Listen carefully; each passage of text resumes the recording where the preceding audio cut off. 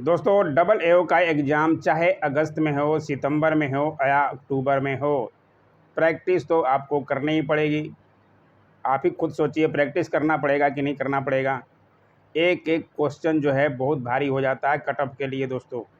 इसलिए बूंद बूंद से ही घड़ा भरता है, एक एक सवाल को सीखिए, ठीक है ना। हम इतनी मेहनत करते हैं, प्रैक्टिस सेट लाते हैं, लेकिन बच्चे जो हैं पता नहीं कहाँ खोए हुए हैं। प्रैक्टिस मत छोड़िए दोस्तों, ठीक है ना। आइए देखें, आज है प्रैक्टिस सेट 6। आज भी अच्छे सवाल लिए गए हैं, 25 सवाल। तो सवालों को देखिए किस तरह के सवाल आते हैं, ठीक है ना। आइए देखें, अच्छा लगे, मेहनत दिखे या कुछ समझ आ जाए तो लाइक कर दीजिएगा। और अभी भी नए हैं, डबल एओ की तैयारी कर रहे हैं तो चैनल सब्सक्राइब कर सकते हैं। बाकी बीपीएससी के किसी भी एग्ज़ाम की तैयारी कर रहे हैं कर सकते हैं, ठीक है ना। आइए देखें, पहला सवाल है, जनगणना 2011 के अनुसार 2001 से 2011 के दशक में जनसंख्या वृद्धि दर की प्रतिशत क्या थी। बहुत ही इम्पोर्टेंट सवाल है। अभी 2021-22 का जनगणना आएगा, अभी तो हुआ नहीं है, अभी कब आएगा पता नहीं। 2021 का जनगणना 10 साल बाद होता है जनगणना, सबको पता होना चाहिए। तो जब आएगा तो उसमें भी सवाल आएगा कि 2011 से 2021 के बीच में जनसंख्या वृद्धि दर की प्रतिशत क्या है, उस पर भी सवाल बनेगा, ठीक है। तो ये क्या थी, 2001 से 2011 के दशक में जनसंख्या वृद्धि दर 17.64% थी, ठीक है। उम्मीद है सबको समझ आएगा और नोट ज़रूर कीजिएगा दोस्तों, यहाँ से हम पूरी डिटेल में लिखते हैं, ठीक है। आइए देखें अगला सवाल। इस तरह के सवाल आपको जनगणना वाले तो दिखेंगे ही। 2011 की जनगणना के अनुसार कौन से राज्य में लिंगानुपात सबसे कम है, ठीक है। सबसे कम कौन सा है इसमें। वैसे भी सबसे कम हरियाणा का नाम आता है, सुने होंगे, ठीक है ना। फिर भी वहाँ की लड़कियाँ जो है बहुत कुछ कर रही है जो अन्य राज्यों की लड़कियाँ नहीं कर पा रही हैं। इसमें पंजाब हरियाणा, तो हरियाणा सबसे कम है, तो कितना है ये इसको भी ज़रूर ध्यान रखें। कितना है, 879 लिंगानुपात है हरियाणा का, इसको ज़रूर ध्यान रखें। और बिहार के हैं आप, बीपीएससी की तैयारी कर रहे हैं, तो बिहार का लिंगानुपात कितना है, 918। बहुत बच्चे कंफ्यूज हो जाते हैं 916 और 918 में, ठीक है। लेकिन आपको ध्यान रखना है 918 सही है, 916 आप कीजिएगा गलत हो ही जाएगा, ठीक है ना। तो ध्यान से समझ लीजिएगा बिहार का लिंगानुपात, बहुत बच्चे कंफ्यूज हो जाते हैं इसमें। भारत में सेवा कर किसकी सिफारिशों से लागू हुआ। सेवा कर जो है किसकी सिफारिशों से लागू हुआ, तो भारत में सेवा कर जो है राजा जे चेलैया समिति के सिफारिशों से लागू हुआ, ठीक है। कब लागू हुआ, क्या हुआ, पूरी बातें यहाँ लिखी गई है। भारत में सेवा कर राजा जे चेलैया समिति की सिफारिशों से लागू किया गया। वर्ष 1991 में सरकार द्वारा कर सुधार समिति राजा जे चेलैया की अध्यक्षता में गठित की गई। इसने वर्ष 1993 में अपनी रिपोर्ट सरकार को सौंपी। पूरी बातों के लिए आप ज़रूर नोट करें। आइए देखें अगला सवाल। भारत के किस राज्य में सबसे अधिक सूती वस्त्र मिल हैं। सूती वस्त्र का मिल किस राज्य में सबसे ज़्यादा है, तो ये है महाराष्ट्र में। ज़रूर ध्यान रखिएगा, गुजरात और महाराष्ट्र में बच्चे कंफ्यूज हो जाएंगे, क्योंकि गुजरात में कपड़ा मिल फैक्ट्री ज़्यादा है, जाते हैं काम करने के लिए, अपने बिहार यूपी के बहुत बच्चे जाते हैं। लेकिन ध्यान रखना है कि भारत के महाराष्ट्र राज्य में सबसे अधिक सूती वस्त्र मिल है, ठीक है। निम्न में से नकदी फसल कौन सी है, नहीं है, नहीं पे ध्यान रखिएगा। नकदी फसल इसमें से जूट, मूंगफली, गन्ना है, लेकिन नहीं है पूछ रहा है, तो ज्वार जो है नहीं है।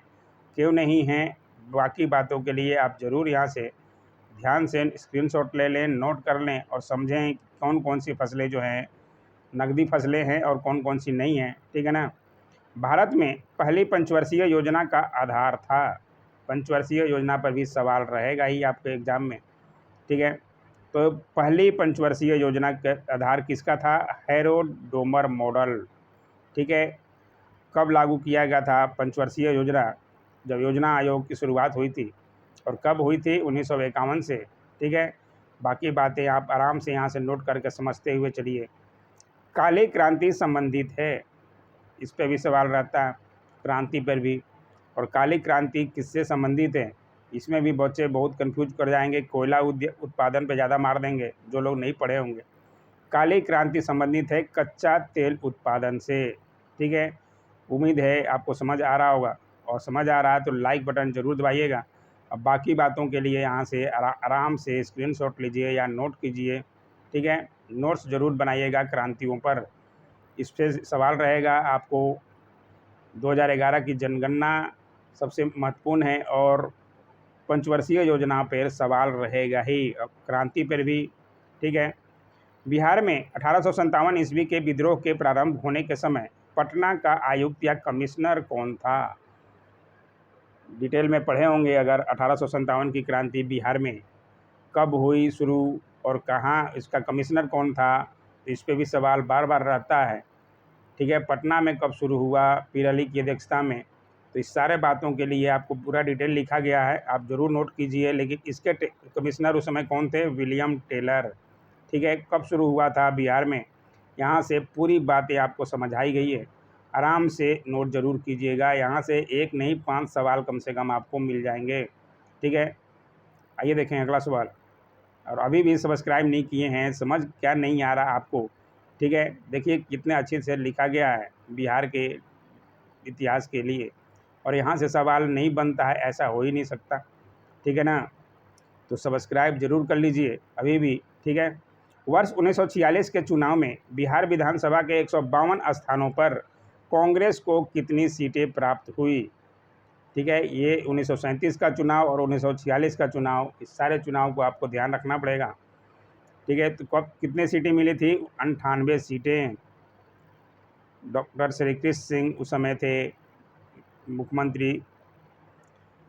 ठीक है, पूरी बातें देख लीजिए यहाँ से आराम से। बहावी आंदोलन का प्रमुख केंद्र कौन सा था? बहावी आंदोलन का प्रमुख केंद्र पटना था, बहुत बार बताया गया है। और कौन थे इसके, पूरी बातें यहाँ से लिखी गई है, आराम से ज़रूर नोट कीजिएगा दोस्तों। सवाल आपको बार बार बीपीएससी में यहाँ से पूछेगा। ठीक है, कौन की अध्यक्षता में हुआ था, और नाम पूरे अच्छी तरह से सब कुछ लिखा गया है, डेट वाइज आप ज़रूर ध्यान रखें। 2 अधिवेशनों के मध्य अधिक से अधिक कितने दिनों का अंतर हो सकता है? 2 अधिवेशन संसद का, उसके बीच जो है अधिक से अधिक 6 माह का अंतर हो सकता है, अधिक से अधिक पूछ रहा है। ठीक है, बाकी संसद के 2 अधिवेशनों के मध्य अधिक से अधिक 6 माह का अंतर हो सकता है। सामान्यतः प्रति वर्ष संसद के 3 सत्र या अधिवेशन होते हैं। कौन कौन से?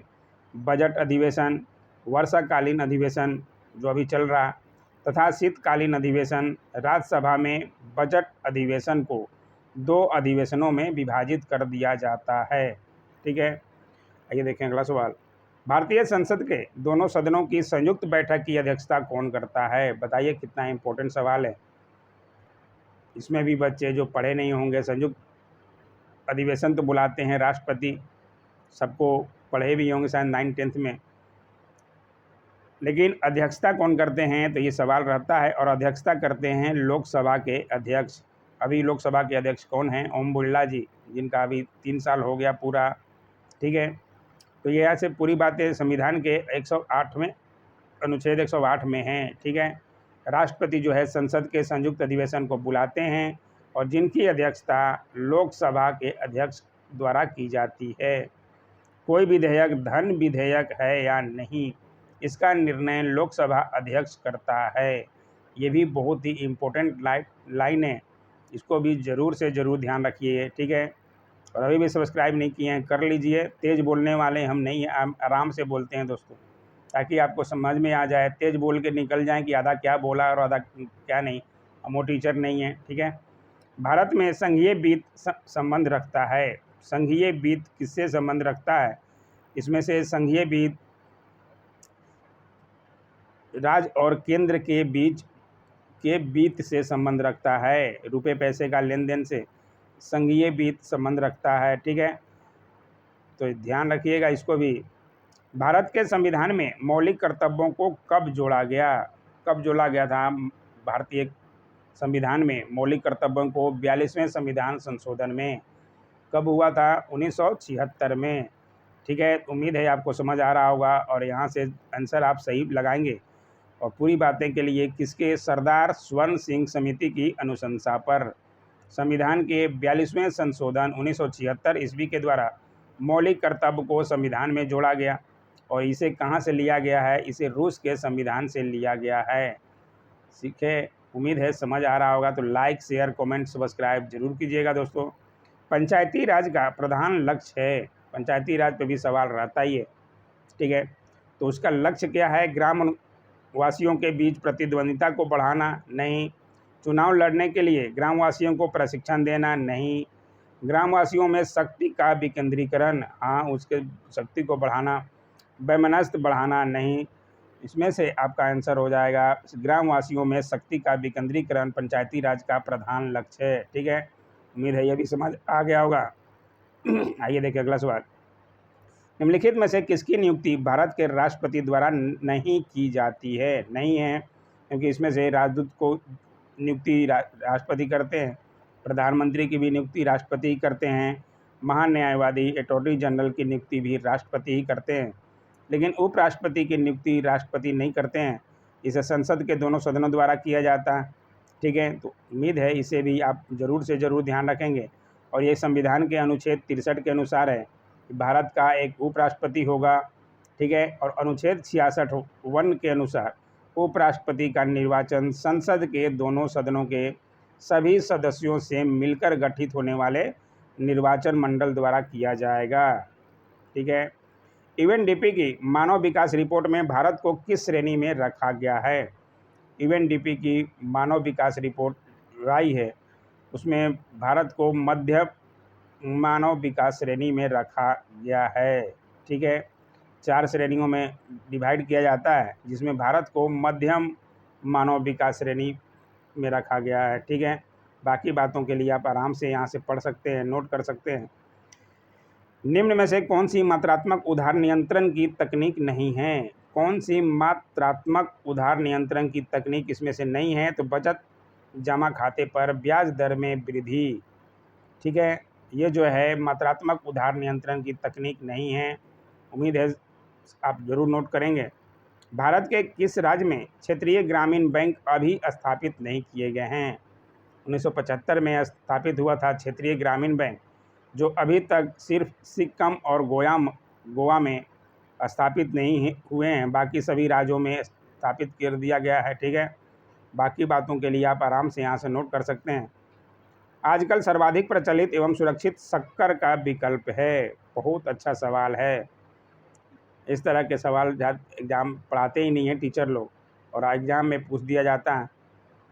सर्वाधिक प्रचलित एवं सुरक्षित शक्कर का विकल्प कौन है? एस्पार्टेम। ठीक है, जिसे शुगर रोगी वाले ज़्यादा खाते हैं, शुगर फ्री के नाम से जाना जाता है, तो ज़रूर ध्यान रखिएगा।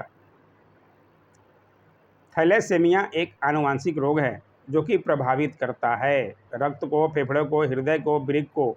थैलेसेमिया एक आनुवांशिक रोग है जो प्रभावित करता है रक्त को। ठीक है, ज़रूर नोट कीजिएगा, इस तरह के सवाल आपको ज़्यादा एग्जाम में दिखने को मिलेगा। निम्न में से कौन सा एक सत्य उभयचर जंतु नहीं है? सत्य उभयचर जंतु इसमें से कौन सा नहीं है? तो इसमें कछुआ जो है सत्य उभयचर जंतु नहीं है। ठीक है, उम्मीद है सारी बातें को आप नोट करेंगे, समझ आ रहा हो तो। निम्न में से कौन सा एक ऐसा प्राणी है जिसमें रक्त नहीं होता परंतु वह श्वसन करता है? उसमें रक्त ही नहीं होता लेकिन श्वसन करता है, तो आपका जवाब हाइड्रा पे जाना चाहिए। ठीक है, हाइड्रा को आप भूलिएगा नहीं, अब बहुत अच्छी तरह से आप जरूर नोट कीजिएगा इसको।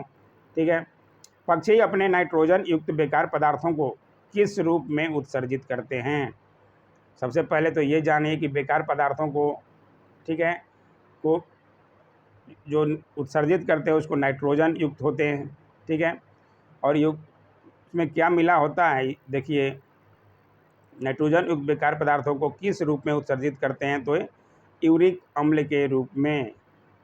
ठीक है, ये भी सवाल बहुत अच्छा था, ये अच्छे से पूछा गया था। और आइए देखें आज का आखिरी सवाल, नारियल के फलों का फैलाव होता है। नारियल, अदरक, ये सब के बारे में आपको जानकारी रखनी पड़ेगी, यहाँ से सवाल बार बार बनते हैं। ठीक है, तो नारियल के फलों का फैलाव कैसा होता है? मेसोकर्प द्वारा। ठीक है, उम्मीद है ये भी समझ आ गया होगा और इसको भी आप नोट कर लेंगे, क्योंकि इस तरह के सवाल आपको ज़्यादा पूछे जाएंगे। ठीक है, कैसा लगा वीडियो ज़रूर कमेंट किया कीजिए। Don't forget to like, share, comment and subscribe my YouTube channel. Thanks for watching my YouTube channel.